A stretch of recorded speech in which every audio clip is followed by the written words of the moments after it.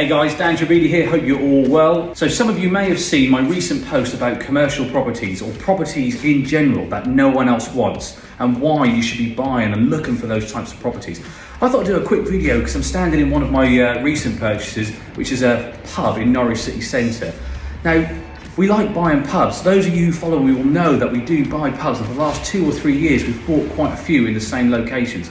Now that's not because we like to trade pubs and we want to open up a massive business selling different beers in different locations. It's not about that. It's about looking and seeing the wood for the trees. One of the main reasons we like pubs so much is because the pub sector, the industry, is going through a massive period of change, which is driven by consumer habits. You and I, what we do differently. 25, 30 years ago, the pub was a nicer place to go to than your living room. So you'd go there and you drink and you socialise, or you'd go there and talk about potential jobs and works or whatever. Now, things have changed completely. People are staying at home more, there's cheap beer from the supermarkets, there's PlayStations and Sky TVs and all sorts of things going on. So the pub industry is changing. It's not massively in decline anymore. It's definitely shifting to a more consumer-driven experience. And what's happening is the big breweries are changing how they do things, and they're breaking their pub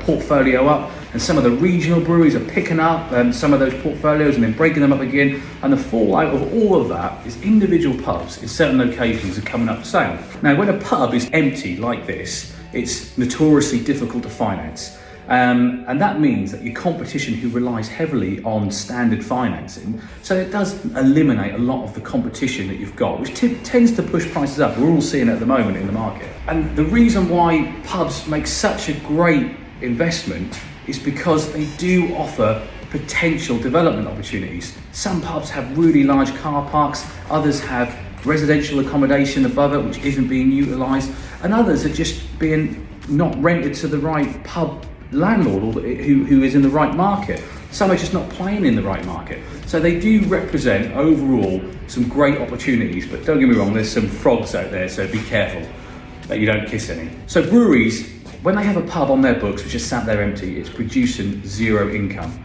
It's also got a string of different costs associated for that brewery, so they want to get rid of it off their books. Some of the costs, the rates payable, they'll be paying the business rates on those empty properties. The security, they tend to employ security companies, national-based security companies. So there'll be a cost every week, every month for that. And the property will be there, empty. So that poses other risks for the brewery.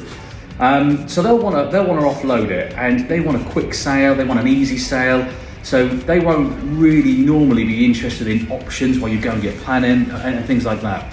So typically, when you come in with an offer, if you've got cash, great. If you've got private investment, great. Even if you've got a bespoke or challenger lender who's willing to lend you the money, that's great too. But if you haven't got finance in place, you can't be as bullish with your offer. These pub companies might not necessarily take you as seriously as they would to the next individual.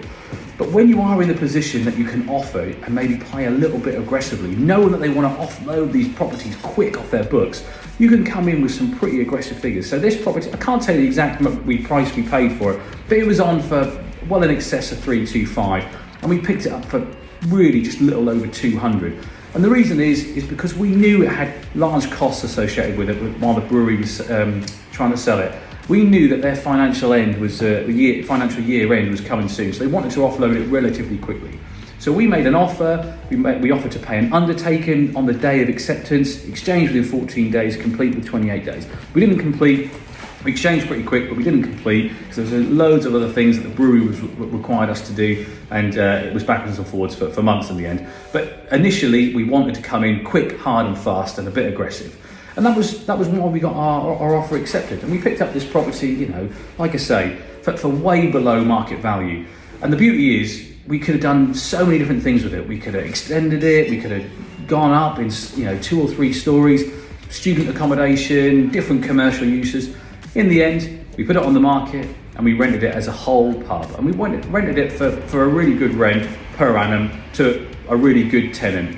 And I'm not going to tell you exactly the rent, but the yield will be in the region of 15 to 20% per annum on the cost, the purchase price.